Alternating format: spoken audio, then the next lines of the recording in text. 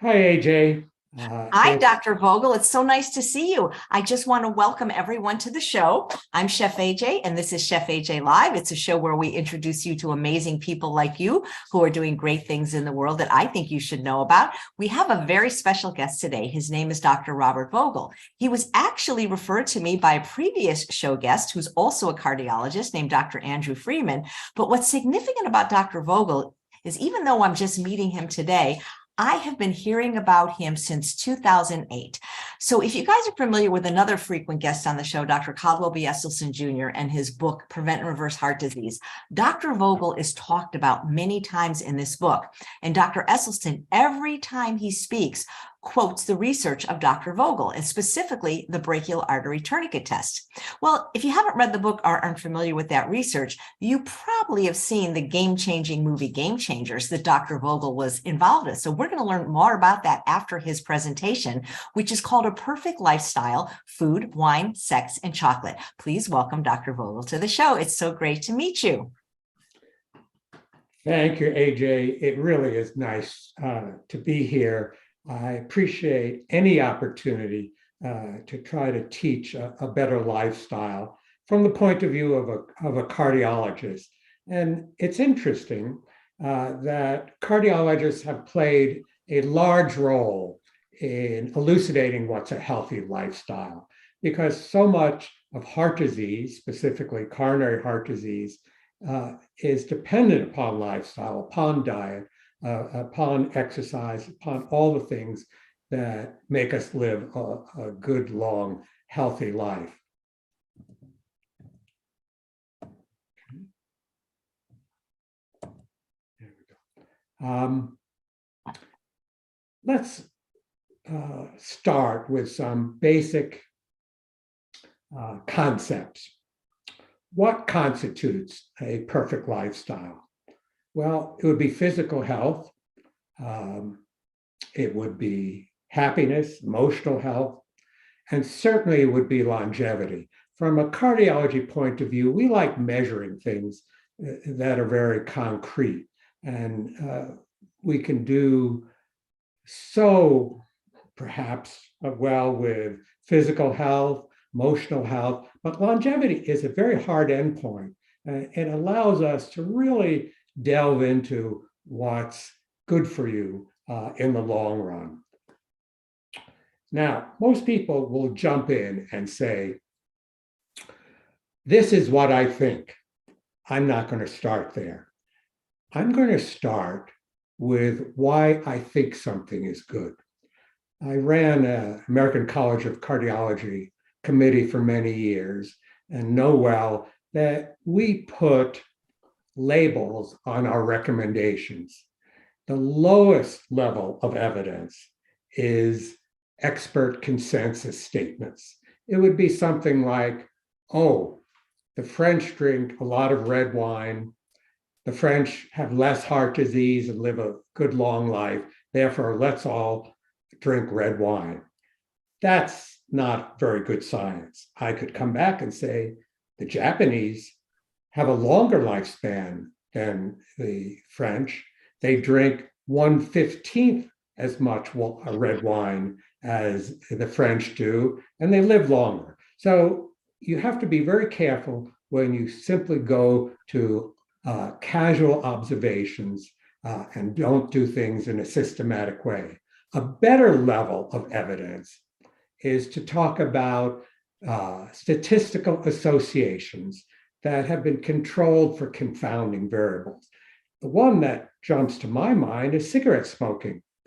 We've never done a randomized trial of cigarette smoking, and yet we know well it's not good for you. You lose a minute of life for every minute that you smoke. You lose on average 10 years of life for being a smoker. And this has been shown through a number of statistical associations, none of which have been randomized. By far, the best sort of data comes from RCTs, or randomized controlled trials, where we assign treatments to people in a random way where they don't know what they're getting treated with, and the physicians treating them don't know what they've gotten. I'm showing a good example, and I'm going to hope that my pointer actually comes across. This is in terms of the current COVID pandemic, the key data showing the validity of the Pfizer vaccine. Starting at day 0, either a vaccine or a placebo were given. Patients didn't know what they got. 1 week later, the curves start to separate. And in the red line, we can see the incidence of COVID in folks who got the vaccine. And in the blue line, the folks who got a placebo and continued to get COVID. This separation is really science at its best. It is the truth as best we can tell. Things can be done wrong in randomized controlled trial, but this is as good as we can do. I want to also, in the wide angle view of the world, talk about 2 folks, both of whom looked at heart disease in the 1970s. Dr. Ansel Keys, an American, Dr. Jeremiah Morris, a Brit. And they did 2 studies just about the same time that started the revolution of our understanding of lifestyle. Dr. Keys did the 7 country study, very famous, somewhat controversial. And he simply went to 7 countries around the world, and you see letters there down to the lower left that denote the incidence of heart disease, mortality, and the incidence of saturated fat. And you can see that as saturated fat goes up, heart disease goes up. This concept has been verified in randomized controlled trials, but it is this study from which we begin our understanding of the diets that lead to the #1 cause of heart disease, the #1 cause of death, specifically heart disease. An equally interesting study was published the same year by Jeremiah Morris. In London, he looked at drivers versus conductors in the trolleybus system, and drivers sat all day turning the steering wheel. Conductors ran up the steps on these double-decker buses, gathering fares, and noted that, in fact, the folks who were physically active had less heart disease than the folks who sat all day long. Sitting is the new smoking, without question. We'll talk about that a little bit more in the future. Okay, with an interest in heart disease and an interest in what is science, let's look at diet. Diet is very complex for a number of reasons. We are omnivores. We can, maybe we shouldn't, but we can eat a whole variety of things. You can go in spectrum from a pure vegetable-based, vegetable fruit-based diet to a Mediterranean diet, which might include some fish, to a paleo diet. Notice that the greens are disappearing and the amount of meat is increasing, to a ketogenic or keto diet where we're not seeing any green at all. And there are tens of thousands of books out there that are proponents of one diet or another. I'm not a fan of diet books. I've written one. I can tell you the reason for writing a diet book is to sell diet books. And the science is somewhat independent of the simple literature that many of us are exposed to and confuse a whole bunch of people. So I want to move beyond that, but I want you to concentrate on 2 diets, the vegetarian and the Mediterranean. These are the diets for which we have the most data. There are several issues that I won't have time to go into any much in detail today. One is salt. We forget about salt. If you eat processed food, if you prepare food incorrectly, you take in far too much salt. That leads to high blood pressure, that leads to heart disease, to stroke, to kidney disease. A way of getting around it is to use a Mediterranean diet with low salt. We call that the DASH diet. And it's one of the diets in the Mediterranean and vegetarian spectrum. Certainly we can, and I suspect that we'll get some questions about whole grains, but I want to also talk about an issue just momentarily. You can't talk about food without talking about how food is prepared and what is added to it. Fish is probably good for you. Fried fish is certainly not good for you. A white potato is perfectly good food. French fries are not. A cooked or boiled potato with butter, sour cream, and bacon bits on it has changed perfectly good food into a perfectly awful food. And so when we talk about what is good in terms of food patterns, we have to think about all the other issues of cooking and preparation and condiments, and to some extent, how we combine them. So diet is very, very complex, and it's hard to talk about randomized controlled trials because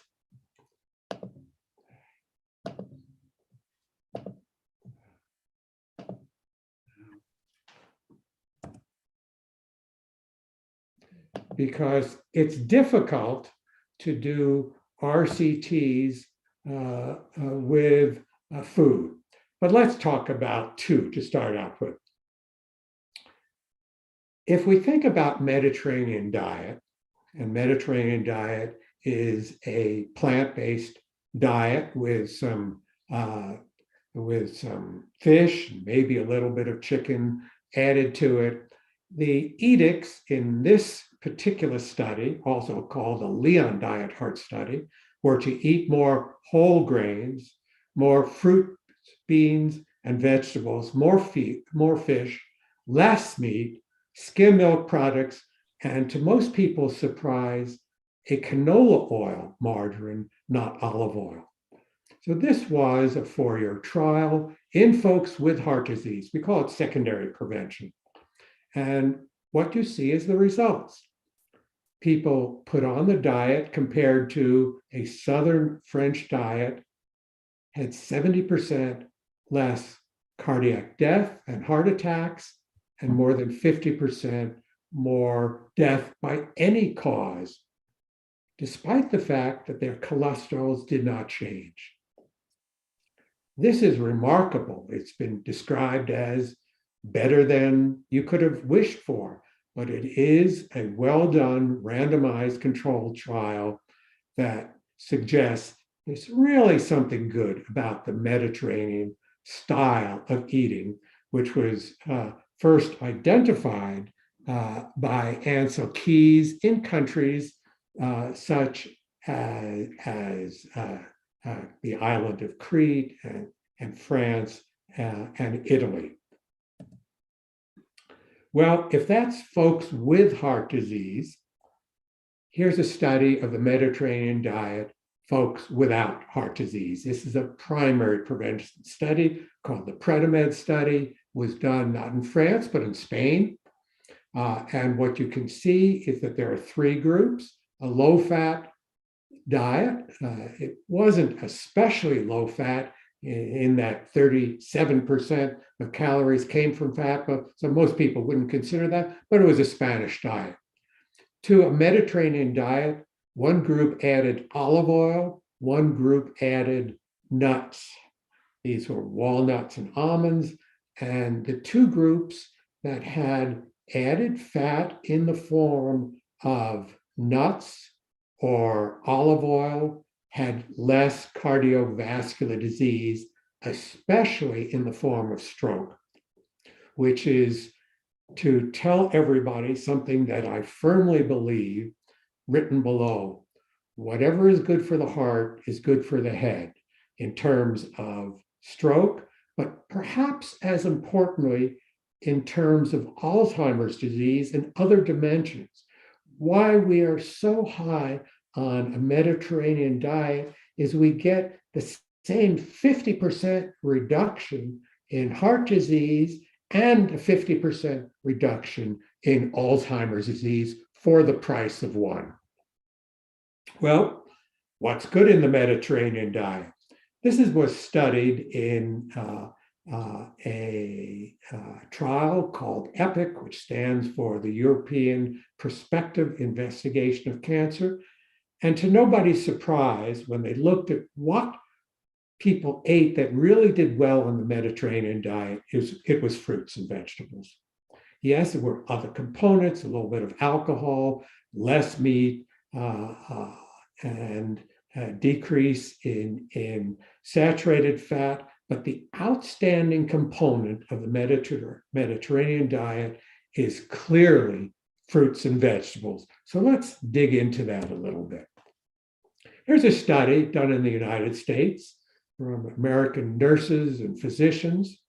On the left, we see the reduction in heart disease based upon how many servings or portions of fruit and vegetables you eat every day.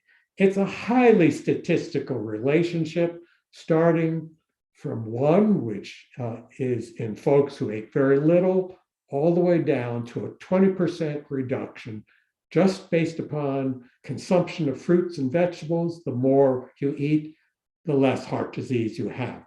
On the right, we find something interesting. I have heard it said many times that you have to eat 20 or 30 different varieties of fruits and vegetables. The colors matter. Where you get them matters. I can't substantiate that because of this very large study of more than 100,000 people. The variety of vegetables and fruit had no consequence as to the benefit that you derive. If you want to eat sweet potatoes and broccoli every day, eat sweet potatoes and broccoli every day. I know no hard data that variety enters into your consideration. Let's turn to another misconception. That's that of superfoods. You've heard books written about it. You've heard people talk about superfoods. I think many people would be surprised to learn that the first superfood was identified by the US fruit company as the banana. The concept of superfoods is a marketing concept. The USDA supported this concept for about 20 years in the 90s and first part of this century, and they dropped it because although some foods are more nutrient rich, it's not clear that they're any better for you than other, for example, fruits and vegetables. I think a good concept would be not super good foods, but super bad foods. And those are those high in saturated fat and sugar and salt. Over on the right, you see a hamburger and French fries and a sugar-added cola drink. It's a landmark meal in the United States, and it's killing us. Let's go back to the EPIC study and look at meat. We have diets like the paleo diet. We have diets like the Atkins diet or other super meat-based diets. What are the data? Is meat good for you? Let's start with how much meat we used to eat 5,000 or 10,000 years ago. Best we can tell, less than 10% of our calories came from meat. Those data come from analyzing the remains of those from those eras that we have and looking at nitrogen content, which tells us how much meat they actually ate, and they didn't eat a lot of meat. So there's no hard evidence that our genes were ever prepared to be big meat eaters. Let's look at current data. From the EPIC study, for every 6 ounces of meat you eat a day compared to eating very little, your hazard or your chance of dying goes up about 15%. That 16-ounce steak that is flopping over the side of your table is costing you about a 40% rise in death. In cardiology, death is a hard endpoint. To most other people, it is as well. Worse than red meat is processed meat. It's about 3 times as bad. For every 6 ounces of processed meat you eat, you get a 40% rise. If you eat a couple of hot dogs, if you eat a bunch of salami or whatever, you're really doing yourself a disservice. Poultry in the EPIC study is pretty neutral. And if we go to the right-hand side, we see the DART trial, which is a trial of 2,000 British individuals with heart disease who were simply told to eat more fish, at least 2 meals of fish per week more. What's the consequence? Death went down by 20%. It's hard to argue against fish when you see data that say people told to eat fish were more alive at the end of the study. Now, let's ask an interesting question. And this is one of the reasons why diet is so complex. Is it good to eat good food, or is it bad to eat bad food? Which is worse? Is fish good for you, or is it the eating of fish that prevents you from eating roadkill, that is meat and other processed kinds of products that you're being prevented from eating? Is that really what the good part is? And we can't answer that. It's interesting. We have substantiation of the benefit of EPA, eicosapentaenoic acid, which is now available in drug form, from a number of studies, and they all show that adding fish oil, as EPA specifically, reduces heart disease. So in addition to this trial looking at fish, we have medicinal fish oil that shows benefit as well. In an interesting dichotomy, the other major component of fish oil, DHA, does not seem to have any benefit and may be detrimental. So it's an interesting question, what it is about fish that's so beneficial, whether it is the EPA or it's just preventing us from eating things which are bad for us. Some components of food are truly confusing. Here are some recent data. For years, I taught don't eat butter, don't drink whole milk, and for certain, don't eat hard cheese. Recently, data from about 2,000 subjects were published that attempts to differentiate these types of whole milk products. Butter is still a problem. For every teaspoon of butter a day that you eat, teaspoon is not much, your rate of heart attacks and stroke and death goes up about 10%. For every 7 to 14%, you get a 7 to 14% increase with 2 ounces of milk per day. And if you drink milk, you're probably drinking 6, 8, 12 ounces of it. But for cheese, and this specifically looked at hard cheese, there was a decrement in heart disease and death the more cheese you ate. I don't think that this is the last word. The fats in cheese are packaged somewhat differently and processed somewhat differently, but it is interesting how complex the science of lifestyle and food really is. All right, let's put some of this together. Fruits and vegetables, clearly good. Probably fish, good as well. So let's look at a study, the Adventist Health Study, that looked at mortality in a large number of folks with that persuasion. And it shows something I think very interesting. It tends to support the randomized trials that we have. If you go a little bit or semi-vegetarian, you have about a 20% reduction in death. Here we're talking about a hard endpoint. If you go vegan, you have a 30% reduction in death.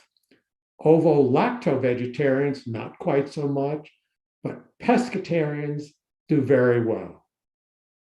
I told my wife, and I'm recently married about 2 years ago, that when I met her, that I was a pescatarian. And she accepted that, even though she was from Kansas City and loves a good steak. She told a friend that she had met me, and after another week went by, the friend asked, "Why did you tell me that this fellow is a Presbyterian?" And my wife chuckled. "No, I said he was a pescatarian, which is even stranger still." I'm going to shamelessly plug a movie that I was in. You mentioned it, The Game Changers.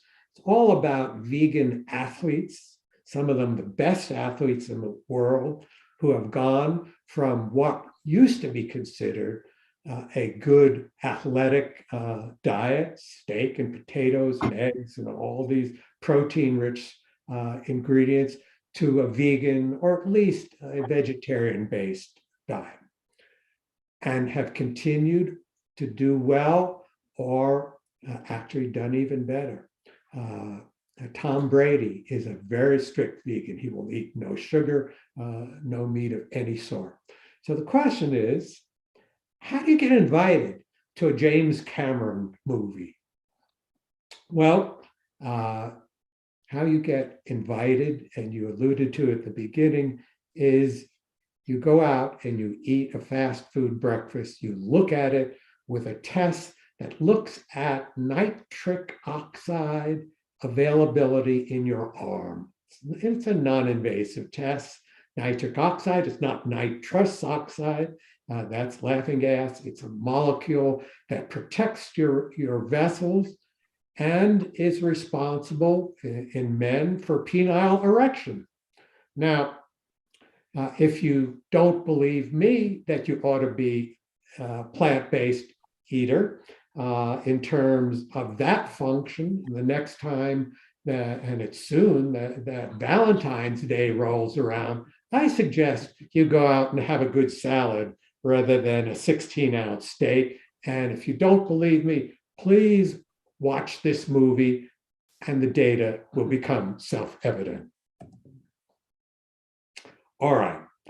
Now, this is a difficult topic, AJ, for me to talk about because many people are sensitive to the issue of weight. And weight has many different, drags up many different connotations. But it's hard to talk about diet without talking about weight. And I'm going to start over here on the right-hand side, in the same sense that we looked at the 7-country study. We looked at places where they had very low heart disease, like Italy and France and Japan, and look at current data. Life expectancy in Japan currently is 85 years. It's not quite as good in France, 82 years. The longest living country really isn't a country anymore because it's Hong Kong, but their diet is similar to the Japanese. United States, we lose 7 years of longevity compared to the Japanese. So instead of saying the Mediterranean diet, what's good, we need to consider what is the Japanese diet. It's a plant-based diet. Cooking is very good. They don't eat a lot of red meat. They do eat a lot of fish, but they do something very different than France and certainly different from the United States. They are not obese. So let's look at the data over on the left. Obesity in Japan currently is 3.6%. In the United States, it's 42%. How come we have more than 10 times the obesity rate in the United States compared to that of Japan? Their portions are less, and said simply, they have a national awareness of obesity that we don't have in this country. Let me tell you something about Japan that would scare Americans. In Japan, there is a law that companies have to measure the waist size of men and women working for them. And the companies are fined if a significant number of them have increased abdominal girth. You try to do that in the United States, you would have a revolt. We have a revolt in terms of telling people that obesity is not good. We have movements like healthy at any weight or size. This is nonsense. You can't be healthy at 300 pounds unless you're an NFL lineman. Then for a while you can be healthy, and when you stop exercising, you're going to have increased mortality. I know that because I worked with the NFL. So let's look at weight and obesity for the past 50 years in the United States. People say glibly, well, we've gained weight because our genes make us do so. Well, our genes spelled with a J may have changed, but in 60 years, our genes spelled with a G have not. You cannot incriminate genetic origin of obesity in the United States. In 50 years, obesity went from 11% to 42%. And around the world, although we're a leader in obesity, it's headed in the same direction, with the exception of Japan, which has a very different mindset to obesity. So let's talk about this a little bit. I'm going to incriminate many factors, but three stand out. One, when this country was founded, we were eating 5 pounds of sugar per person per year. It's hidden by the box showing AJ and myself. There's a circle up there. We're now up to about 150 pounds of sugar per person per year, much in the form of high fructose corn syrup introduced in 1967. No question, this has had an adverse impact. In my day as a kid, a soft drink often came in 6-ounce size, not today. To talk about soft drinks, these are data from the United States government, and it shows that 3 sugar-laden soft drinks per day almost triples your cardiovascular mortality. That's quite a price to pay for having a sugar-laden drink. The second factor that I think is important is fast food. They're not independent. You get your sugar-laden beverage in a fast food restaurant. These are data from Michigan. It simply shows the risk of obesity dependent upon how many days a week you eat in fast food, from less than 1 to more than 3. And the difference is almost double. So we can incriminate fast food. Lastly, let's talk about ultra-processed food. These are the things that you find in the center of the grocery store in packages with ingredients that you've never heard of, that don't look anything like the food that comes off a tree or off a plant or out of the earth, whatever. This is in quintiles, and it shows you what happens in terms of frequency of ultra-processed food consumption from low on the left to high on the right. And the more you eat unprocessed and ultra-unprocessed food, you can see that your BMI goes up. We'll talk about BMI in a minute, and your waist circumference goes up. These 3 factors, processed food, sugar, and fast food, are responsible for a really detrimental health change starting in the 70s and 80s.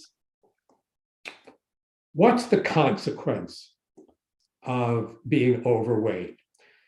Here we've plotted the risk of heart disease versus adult weight gain. It's not only a bad thing to weigh a good deal, but to gain weight as an adult. For every 10 pounds you gain, you have an almost 20% increase in heart disease and an almost 10% increase in stroke. And Americans on average are 30% overweight. It's been said that it should not be called coronary heart disease. It should be called culinary heart disease. this number one killer of human beings. A point that I like to make is it's not only bad to weigh a great deal, you don't want to bounce your weight up and down. That's called weight variability. And that's very common in people who are overweight because they go on a diet. It's very easy to lose 10 or 20 or 30 pounds. It's very difficult to keep it off and for a long period of time. And if you don't keep it off and you keep this yo-yo process going on infinitum, the likelihood that you'll have a cardiovascular event goes up. Let's look at heart attacks, the most common kind of cardiovascular events. Down at the bottom, there's BMI. And I think you, AJ, have a sophisticated audience. I suppose everybody in your audience knows what BMI stands for, body mass index. Your body mass index is calculated as 704 times your weight in pounds, divided by your height in inches, divided by your height in inches again. You do it twice. So normal is 18.5 to 25. This is not a visual estimation of what is a good BMI. These data from the Crusade registry say for every 10 pounds more that you add to your frame, you're going to get your heart attack 1 year earlier. Remember, as I said, Americans are 30 pounds overweight on average, some of us more than that, and that puts heart attack horizon 3 years earlier. That's substantial. Now, we've had this pandemic. If you don't like heart disease, I don't think you're going to like these COVID data either. When we began dealing with COVID in hospitals, at least, something became evident. The heavier you are, the greater the chance that you ended up in the hospital, the greater the chance that you ended up on a respirator, and the greater the chance that you died. And here are the data. You can see the chance of hospitalization goes up with obesity, and the chance of dying goes up with obesity. You cannot be heavy and be healthy. We need to get that concept out of the American mindset. Now, obesity is a complex chronic disease. I'm not going to do it justice. Maybe we'll come back and talk about it. But I'm going to show you data from a registry that I like. This is not a randomized trial. This is simply the National Weight Control Registry. They taught me 3 things or 4 things that come from people who lost 30 pounds, not difficult to do, but kept it off for at least a year. That's more difficult to do. They all reduced calories. That's a duh. There was no difference in low fat versus low carbohydrate diets. That's interesting. 90% of folks who keep the weight off exercise for at least an hour a day. That's a lot. 75% of these folks weigh themselves at least once a week, generally once a day. And 62% watch less than 10 hours of television a week. The American average is 4 to 5 hours. So screen time is down. They monitor what's happening. They exercise, which is critical to keeping it off, and they reduce calories. I don't think there's any mystery here, but the devil is in the detail in terms of both motivation and how you carry it out. We have to remember that alcohol is a sugar. It actually per gram has more calories than does sugar itself. And we always have to include wine and other alcoholic beverages when we think about losing weight. Well, now if you're not depressed already, in terms of my discussion with weight, let's make you a little bit more depressed. These are the classic data published in the New England Journal about alcohol intake. And on the left, we see the reduction in mortality. in folks who drank one drink a day, defined as about 5 ounces of wine, 12 ounces of beer, or one shot. You can see that one drink a day was better than none and better than drinking a lot. So we get the edict to drink modestly. Some people say moderately. Moderate drinking to most folks is that they spill more than they ought to drink, but that's a different story. Women should clearly drink less than men. The consequences in terms of cancer and other issues in women is greater, and their body mass is smaller. We'll talk a little bit more about drinking and women. These are very recent data. This is, AJ, very complex thinking. These are what's called Mendelian randomized trial.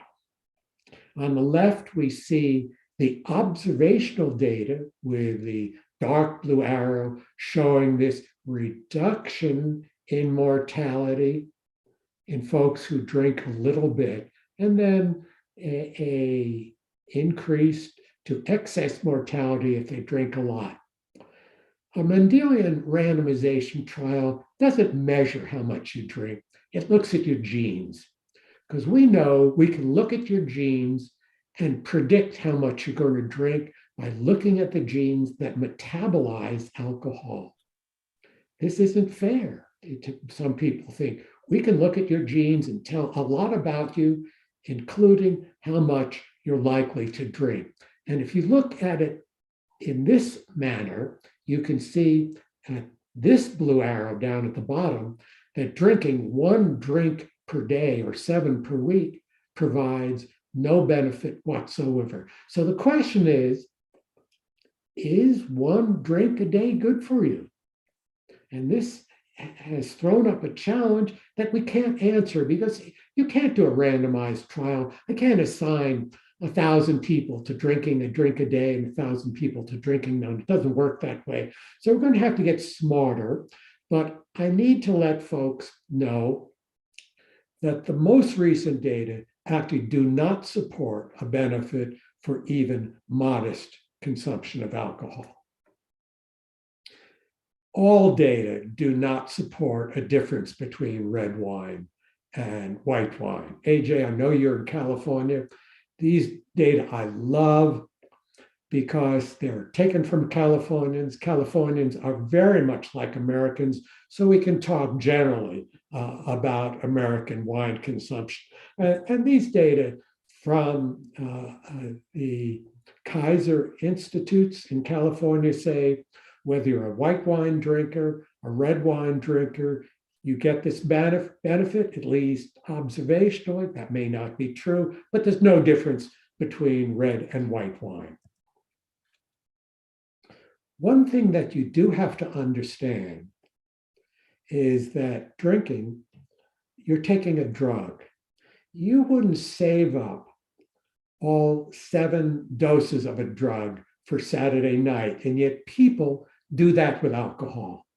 And the data on binge drinking 5 or more drinks in one sitting, really suggests that there is no benefit whatsoever for alcohol. In fact, binge drinking, even a light amount of binge drinking, is detrimental. This is interesting. I bring this up because young people at colleges do a lot of binge drinkings, both men and especially women, and get themselves into trouble. It's something you have to understand, and alcohol is a very contentious issue. Let me spend just 2 slides. I'm not going to do it full justice. If you ask me to come back, I'd like to talk about exercise. I work with the NFL. The data on exercise for reducing heart disease, for reducing mortality, are very clear-cut in contrast to the data on diet. Let's take 400,000+ healthy US citizens. The folks doing aerobic exercise once a week have a 20% reduction in death This is a hard marker. The folks exercising 3 times a week have a near 30% reduction in death with aerobic exercise. Aerobic exercise is something like jogging or walking briskly about 4 miles an hour, or biking 20 miles an hour, or swimming laps or something like that. Now, often I see people who get exercise and they don't know the entire truth, because this downward curve doesn't stop with aerobic exercise. And you should never do aerobic exercise alone. Once or twice a week, you need to do strength training. That's critically important. Notice you get an extra 10 or 15% reduction in mortality above aerobic exercise by doing strength training. Now you say, well, Dr. Vogel, didn't you tell me that you can't do observational studies and make heads or tails out of it? You have to do randomized controlled trials. Well, here they are. Here's 34 randomized controlled trials put together, more than 6,000 folks, and we see the same data in folks randomized after a heart attack to either go through cardiac rehab, where they'd walk on a treadmill being monitored, or not. Now, we see the same 40% reduction in heart attacks, almost 40% reduction in cardiac death, 40% or 30% reduction in all-cause death. There is no question that the second major pillar of lifestyle is exercise. We can't talk about diet alone. This is equally important. A habitual jogger who jogs throughout his life actually lives 6 years longer than a sedentary person. There are 6 years on the table to be garnered. Okay, we've talked about diet. We've talked about exercise, although not given the latter enough emphasis. Let's talk about social connectedness. Not enough to eat a good diet and exercise. I hate to see people running down the road on a snowy day. They're not getting much socialization. Let's talk about socialization the easiest way we can. Is it good to be married? And the answer to that is yes. Now, this is shorthand for having a lot of friends. It's shorthand for perhaps being a church member, or being in a charity, or doing meditation or something else that connects you with others. But there's no question that the lowest mortality lifestyle in this aspect is being married. Cohabitation, long-term living together, is a squishy subject. The data are not quite as good, doesn't seem to be quite as good in terms of prevention. Being divorced, being widowed are certainly not good, nor is never being married. It's good to have a friend, a close friend, have another pea in your pod. This is very good stuff. And I think the importance of social connectedness is undervalued in most discussions of lifestyle. Sex is undervalued as well. Now here, life is not especially fair because the benefits for men and women are not exactly the same. Sexual frequency in men, even if you correct for erectile dysfunction, is a benefit in terms of heart attack and stroke. Early cessation of sexual activity in men is associated with increased likelihood of dying. Frequency, it's not so good, but ladies, AJ, sexual frequency is associated with looking about 7 years younger, having less pain in general, and having an improved quality of life. That's not so bad. Well, you have the number of children that you want to have. That can't be related to how long you're going to live, but the answer is it absolutely is. This study was started in a British royalty study that was done over 5 years that showed that in British royalty, having 2 to 4 children was better than having no children and better than having a lot of kids. And it reproduced that finding. It's out of the Dallas Heart Study, which in fact showed that 2 or 3 children gave you the least chance of having heart disease as measured by coronary calcification, an indirect way of assessing it, but a good indirect way compared to having a lot of kids. Everybody knows that having 4 or more kids will kill you. You don't need me to tell you that, compared with having no children or just 1 child. I want you to be financially successful. We don't talk about that in longevity, and yet you have another 6 years of longevity on the table, depending upon whether you're in the top half of earners. These are IRS data. I don't know much good that's come out of the IRS, but these are interesting data. The top half of earners in the United States live 6 years longer than the bottom half earners. You want to educate your kids, you want them to be successful because frankly, you get better medical care, you have a better lifestyle, and you live longer. Extreme success is really good. Here, the data are not expansive, but they're interesting. Oscar winners live almost 4 years longer than Oscar nominees. Nobel laureates live 2 years longer than folks nominated for a Nobel Prize. So it's just proportional to how successful you are. Being successful is a component of a healthy, good lifestyle. I love these data. Comes from a friend of mine, Franz Messerly from New Orleans, and he did something that's interesting with regard to Nobel Prize winners. He compared the incidence per country in terms of Nobel Prize winning compared to the consumption per individual of chocolate eating. Now, it is funny stuff. I guess in a sense, Switzerland, with a lot of chocolate, is up there, and a lot of Nobel Prize winners. We're kind of in the middle, chocolate consumption. No surprise that Norway and Sweden are up there pretty good, and Denmark.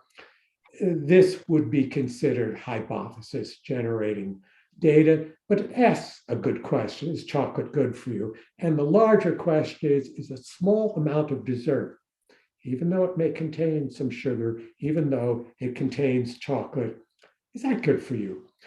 I would say the answer is yes, but there are some caveats. Chocolate is not chocolate is not chocolate. 80% cocoa dark chocolate is not milk chocolate, and you have to know the difference. They're both very good substances in chocolate that reduce your blood pressure, et cetera, and some very bad substances in terms of not so good chocolate that increase your likelihood of heart disease. This is a very contentious issue, but if you look at data of Europe, there is the suggestion that those who eat at least a modest amount of chocolate every day have a lower blood pressure. Maybe they're enjoying life a little bit more. They have less heart disease, and they probably live a little bit longer, or at least for them, life is a little bit more enjoyable. What have I tried to tell you? I've summarized it on this last slide. Weight is important. You can try to push it under the rug, but I'd like you to have a BMI someplace between 19 and 25. Lots of fruits and vegetables, no debate here. Variety may be a contentious issue, but the more fruits and vegetables, you want to eat a fruit and vegetable-based diet, go for it. It's terrific. I think fish is good for you.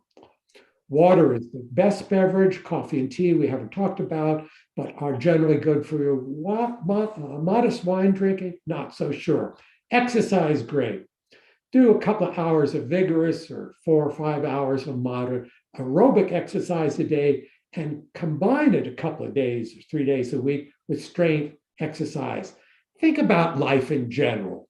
It's not just a diet. You're not just a vegan or a pescatarian or a paleo diet person. Let's get that exercise in there. Let's get you to be professionally successful.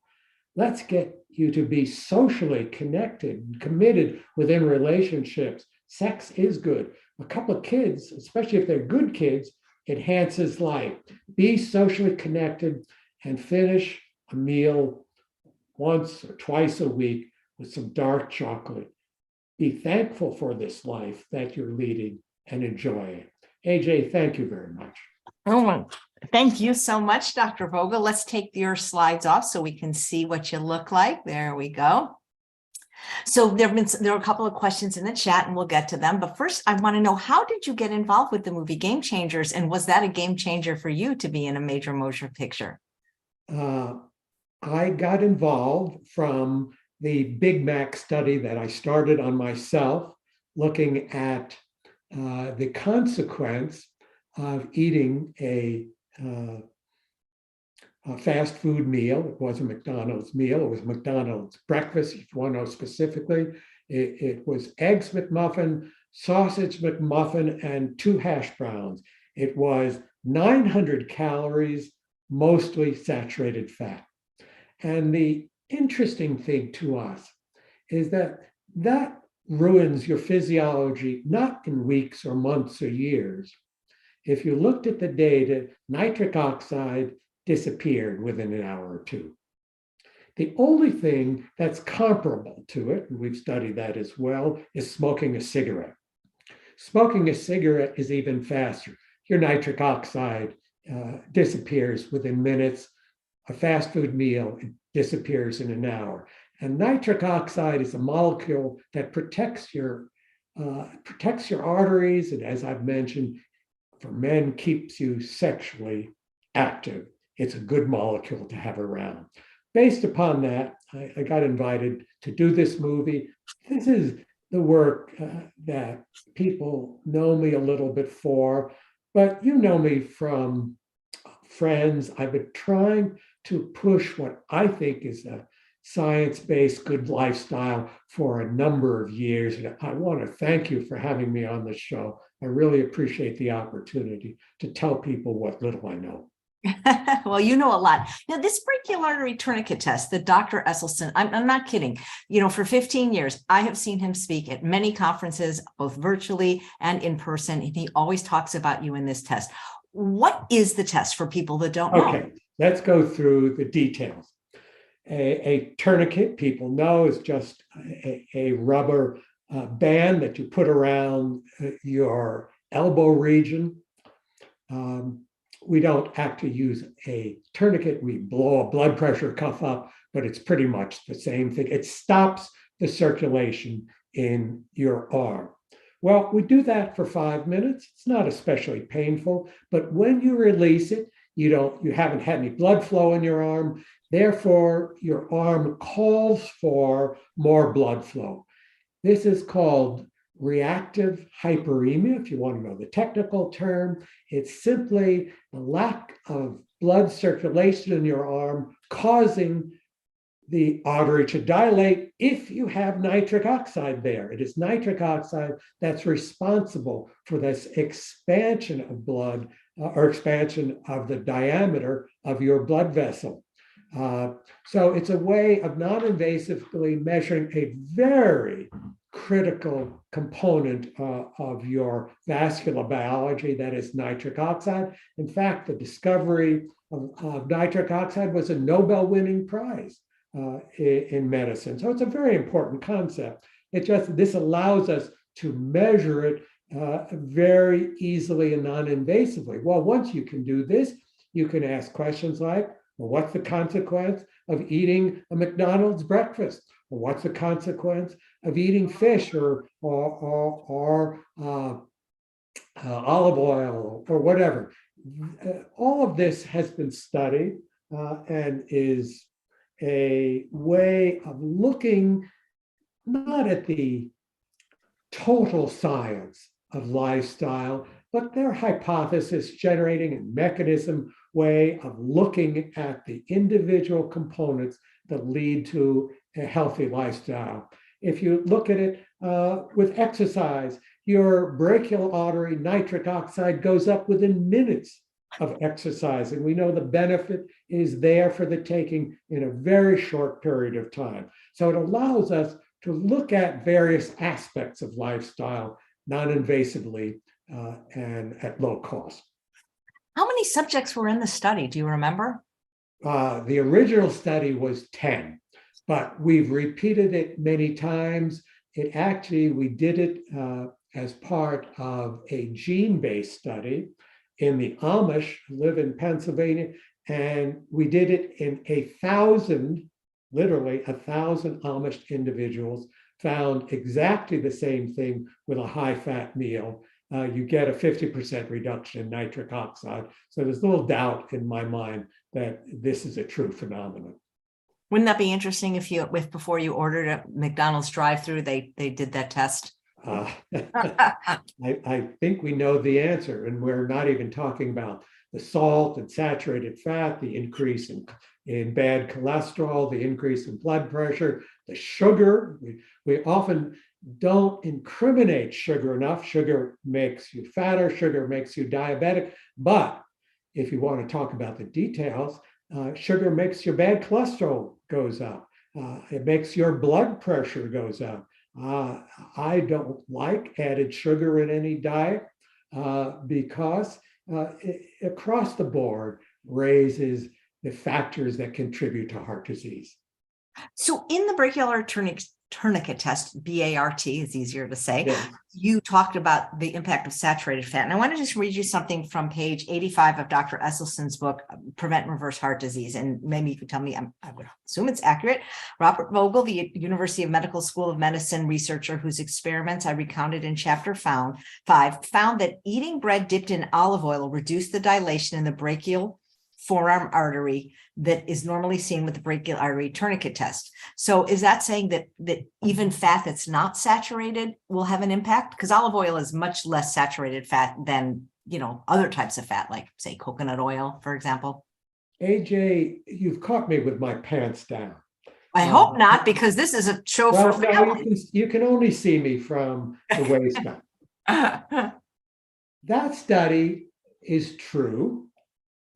But little did I know when that study was published that olive oil is not olive oil is not olive oil. Now, your viewers love to go out and get a extra virgin variety of olive oil, frequently from Italy or Spain or Greece or something like that, paying a great deal of money for it.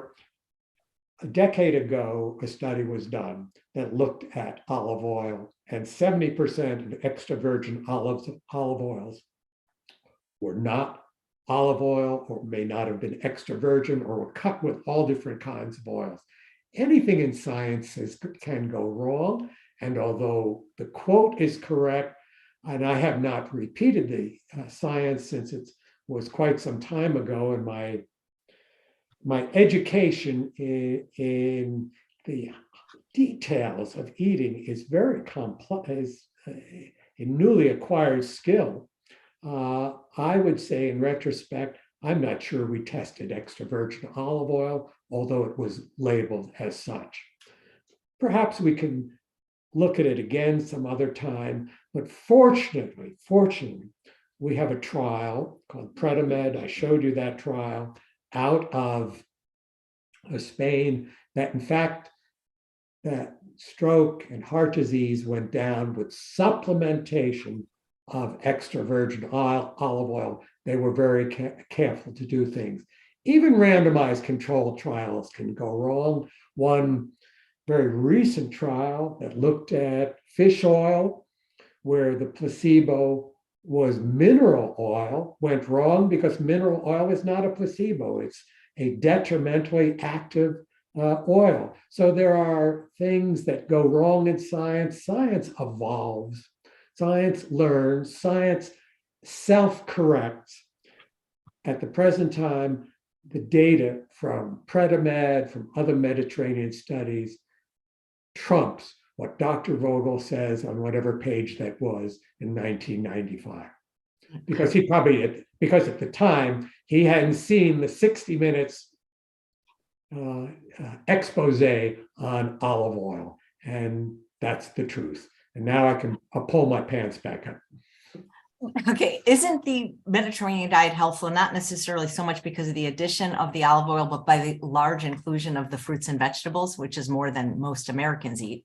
Absolutely. I showed you the EPIC data. The EPIC data say the majority of the benefit from the Mediterranean diet. Now, Mediterranean diet is not just one thing. The Mediterranean diet in 1975 is not the Mediterranean diet in 2023, and the diet in Crete is not the diet in Greece. And instead, what is a Mediterranean diet? But in general, we talk about a plant-based, predominantly diet, and it is the fruits and vegetables. And if you want to discriminate there, it is vegetables more than fruits. The data on that is very clear. Vegetables are better than fruits. Fruits tend to be high sugar content. They have other good things in them, but fruits and vegetables are always labeled together, but it's probably vegetables that provide the majority of benefit. And they are the major benefit, whether you're talking, they're all the benefit if you talk about vegan, but they are the major benefit if you talk about the DASH or the Mediterranean diet. Yeah, wonderful. You mentioned alcohol. If somebody's not currently drinking, you're not really recommending they start, do you? It's just that a lot of doctors on this show recommend against alcohol because of its association with many different types of cancer, including women breast cancer. I have reluctantly come to agree with you based upon the Mendelian data. For a long time, I said 1 drink a day for a man, half a drink a day for a woman, reduced heart disease, reduced mortality. I don't think those data hold today. I guess my invitation to lifestyle shows is going to decline as I now say that there's no amount of drinking that's really good for you. And let's look at what doctors say. Doctors know that 30% of people exposed to alcohol will become habituated. I won't say addicted, but at least habituated.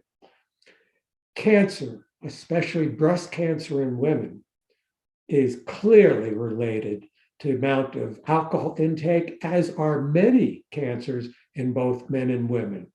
If I had to redo my advice from 20 years ago, I would say minimize alcohol, period. There is no amount of alcohol that's truly beneficial. Now, there's a caveat in this, and that is there are social aspects to alcohol. In some sense, we don't like people to drink alone. Maybe there are social aspects. Lifestyle is complicated, but I would agree 100% with you now. There's no amount of alcohol that we can say clearly reduces disease. So, Dr. Vogel, whatever it is about alcohol that is good, reversing heart disease, or my understanding, isn't it the resveratrol? So couldn't somebody get it just from eating grapes or grape juice? The simple answer to that is no.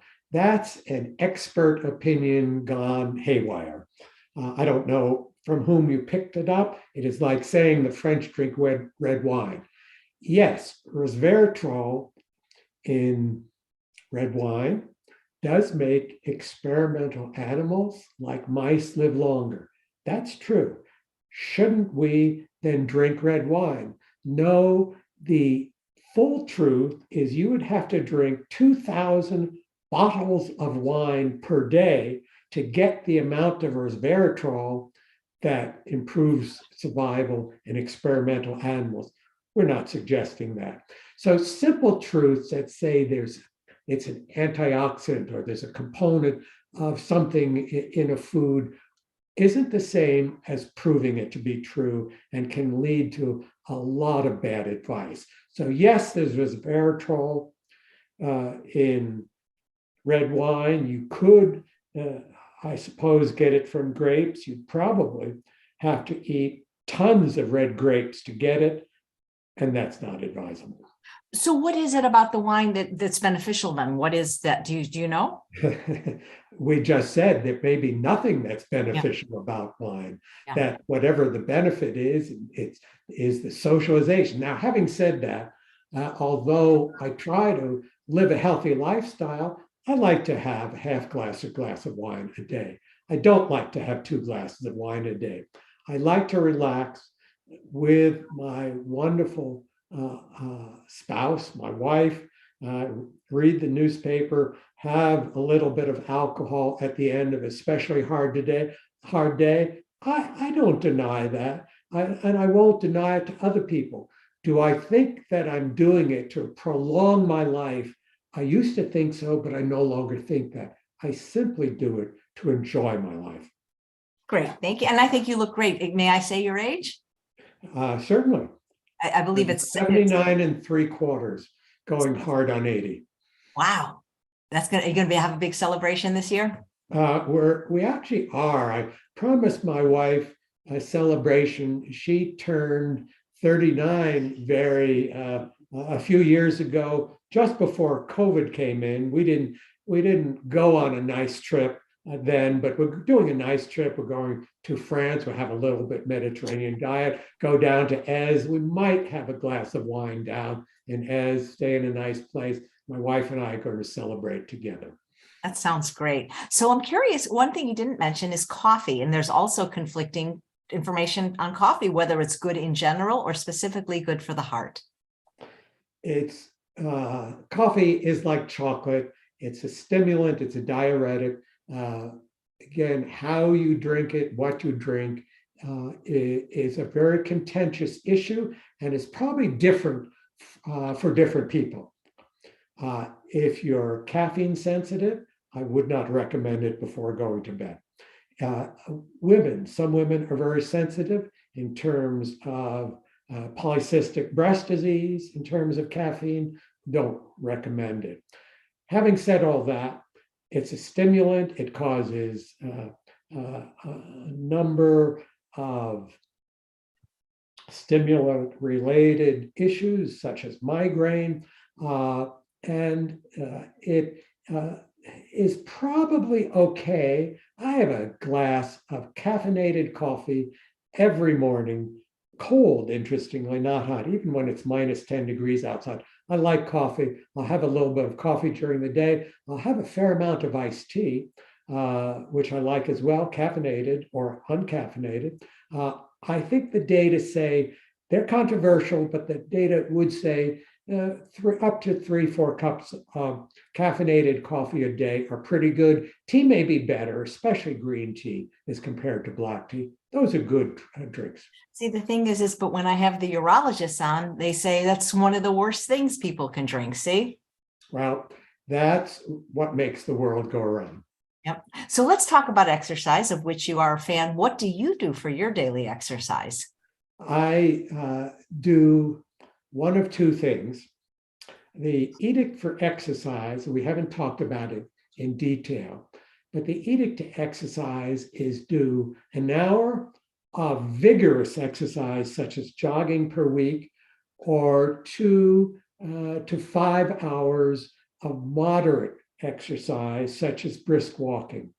Most of the time, I do brisk walking. I've mentioned my wife, she's a fast walker. And we walk at a better than 4-mile clip, which is pretty good for somebody about to turn 70 and for someone about to turn 40. So that's pretty good. So walking is a good exercise. There was a recent study that I loved that looked at the pedometer. Now, people look at their cell phones because they count steps or wear a pedometer and say, I should get to 10,000 steps.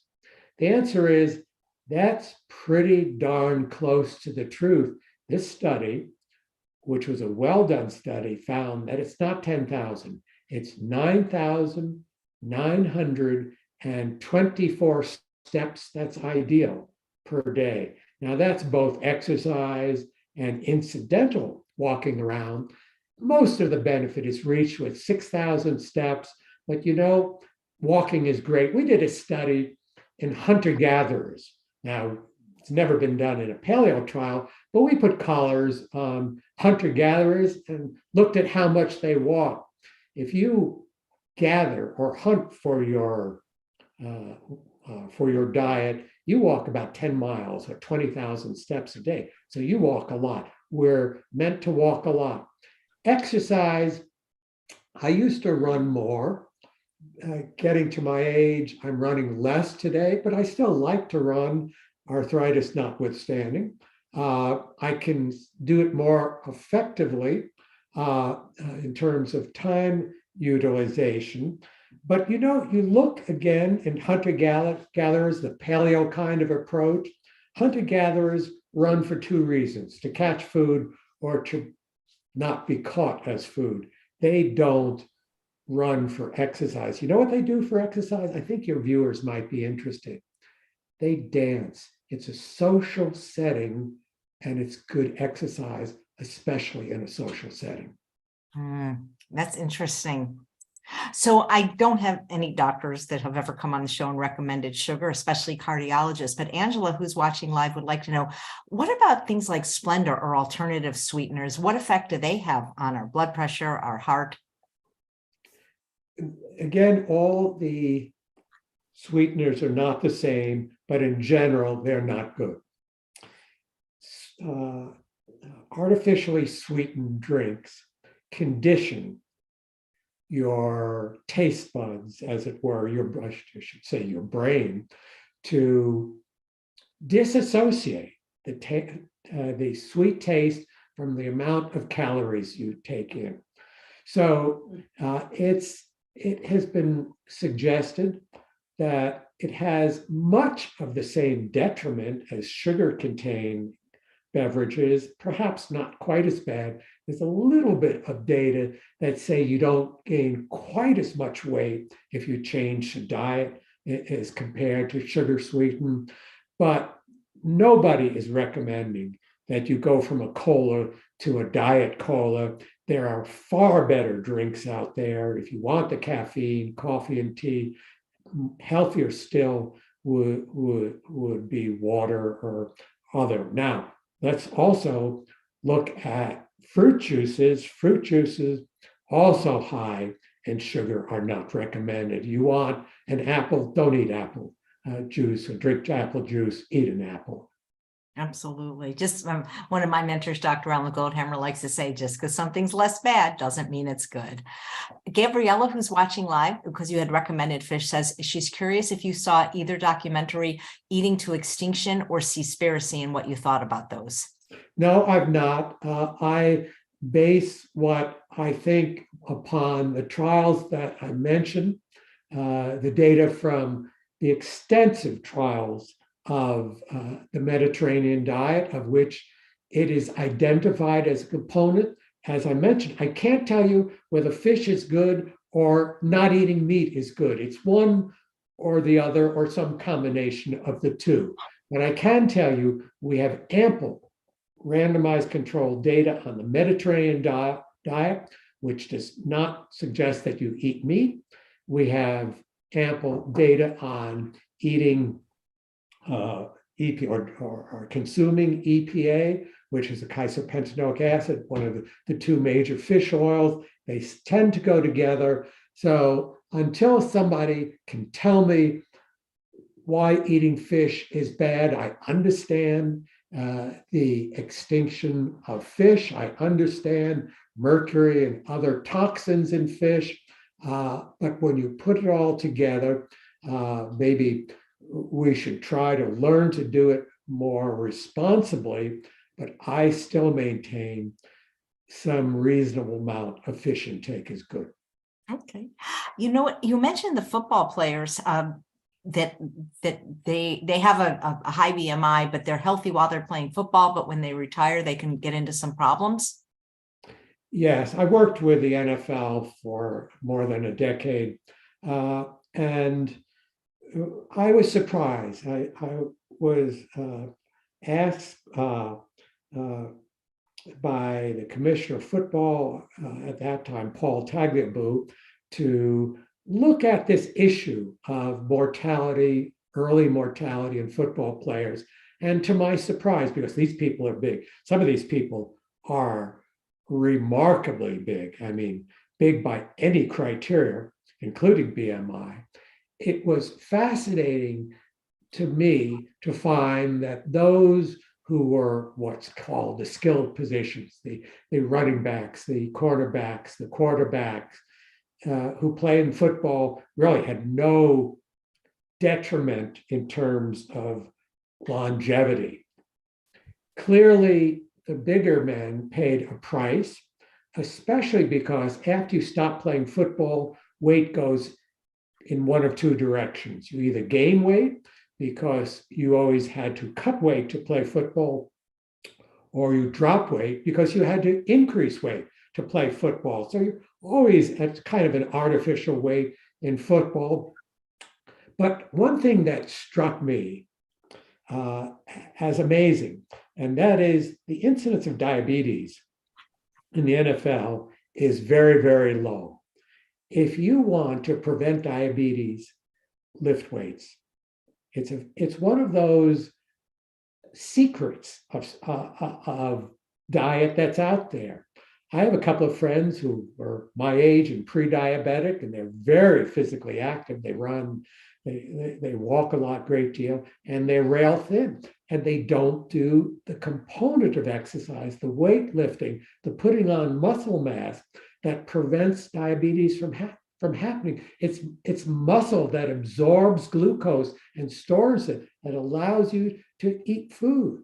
Otherwise, it just circulates and does damage. So even the details of exercise are complex, although nowhere near as complex as the details on food. And so you have to know those details. Do you ever give any recommendations to football players when they retire on how to improve their health? Yes, when I was active with the NFL, we actually did extensive health testing of anybody who had previously played in the NFL. And every week we did some health fair, very complex, cardiac CT, all different kinds of testing.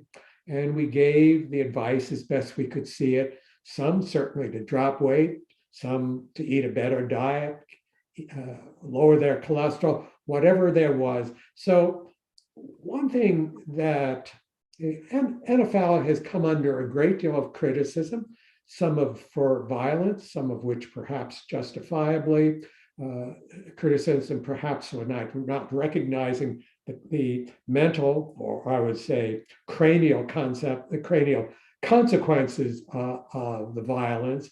But they have attempted to look at the health of their former players in an organized and reasonable way. I will say that for them. Nice. Well, we found, there's that old saying, 6 degrees of separation. And we just found out that we've both been presenters at the most fabulous place on earth and never crossed paths before, Rancho La Puerta. Yes, my wife, God bless her, met now a little bit more than 3 years ago. One of the first things we did, she invited me down to Rancho La Puerta. She had been going down there for years and years, served as a docent down there. And she said, you give talks on health. This is a health promotional spa.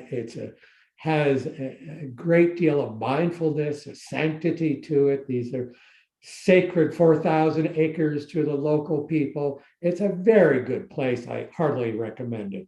And so, because she knows I like to talk, I sent down at her request, I sent down my CV, and the folks down there said, why don't you give a talk down here and give the talk that I just gave, Food, Wine, Sex, and Chocolate.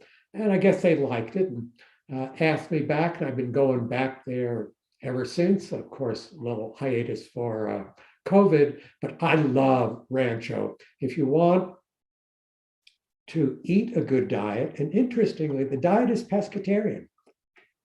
It doesn't have a lot of fish, but it has some shrimp, it has some salmon, has other components, not a lot, but has fish components. So it's as close. When I got down there, I said, hey, this is my place. I'm a pescatarian. I can eat like this.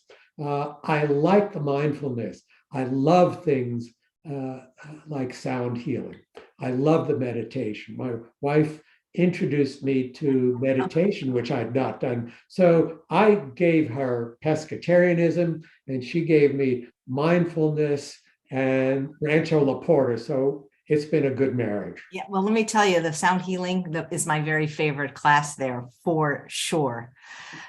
You know, I see a picture of a dog over your left shoulder. Yes. We always have a dog. We haven't talked about dogs.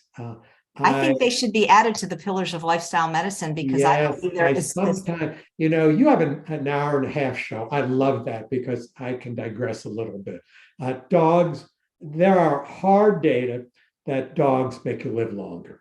I think some of it is the reduction in stress, and that there's distinct from cats. You come home, you're in not a good mood, you pet your dog, you feel better. You come home to a cat, you're not in a good mood, you may find a present in your shoe the next morning. This, I think, dogs understand us better. Dogs cause us to walk more. I wish more people behaved like dogs. And I wish a dog, at least a dog on every person. It's part of a healthy lifestyle. I just couldn't get to absolutely everything today. Absolutely. Well, maybe you'll come back. And, I've had Deborah Seike and Barry on the show several times. And, we know that she's over 100. So yes, Deborah is now over 100, pescatarian, still walks every day at over 100, is sharp as a tack, answers questions off the cuff as well as I do. It is a walking advertisement for a healthy lifestyle. And she has a dog. And she has a dog. Charlie. Not a difficult dog at times, but she has a dog. Well, thank you. It's such a pleasure getting to know you. Very nice being on your show. Thank you very much for the opportunity. And hopefully, our paths will cross one day at Rancho too. I hope so, AJ. Thank you very much. Thank you, Dr. Vogel. And thanks all of you for watching another episode of Chef AJ Live. Please come back tomorrow when my guest is dermatologist, Dr. Jessica Krantz. So please sure you get